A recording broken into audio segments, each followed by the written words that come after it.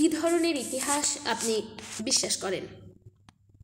ইতিহাস সে ধর্মীয় হোক কিংবা রাজনৈতিক, সাংস্কৃতিক হোক কিংবা যুদ্ধের, আমাদের মনে রাখতে হবে ইতিহাস দুই ধরনের।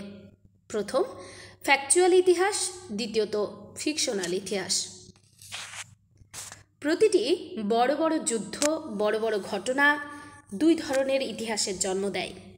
যখন যে পন্থীরা সমাজে, রাষ্ট্রে, বিশ্বে প্রভাব বিস্তার করে, তখন সেই ধারার ইতিহাস প্রবল আকার ধারণ করে। সাধারণ মানুষ থেকে শুরু করে ইতিহাসবেত্তারাও সেই ধারার ইতিহাস চর্চা ও বিশ্বাস করেন। যেমন বড়ুচণ্ডীদাসের শ্রীকৃষ্ণ কীর্তন পড়লে কৃষ্ণকে কেবল নারী পটানোই মনে হবে। তাদের কাছে কৃষ্ণলীলা মানে রাধার সঙ্গে বৃন্দাবনে চুটিয়ে প্রেম করা। কিন্তু যারা মহাভারত কিংবা হরিবংশ, ভগবত পুরাণ কিংবা বিষ্ণু পুরাণ পড়েছেন, তারা জানেন কৃষ্ণ সাধারণত কোনো মানুষ নন, তিনি স্বয়ং পরমেশ্বর, পুরুষোত্তম।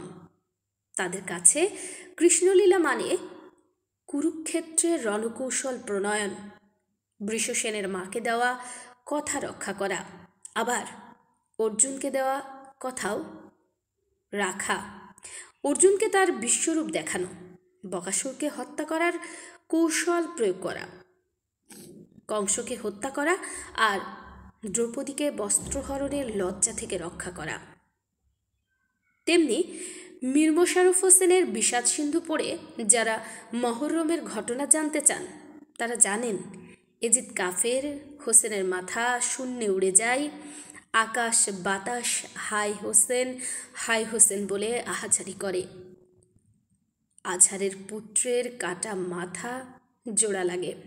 আর যারা মহরমের সাধারণ ইতিহাস পড়েছেন, তারা জানেন ইমাম হোসেন যেমন একজন সাহাবীর ছেলে, তেমনি এজিদও আর এক সাহাবীর সন্তান।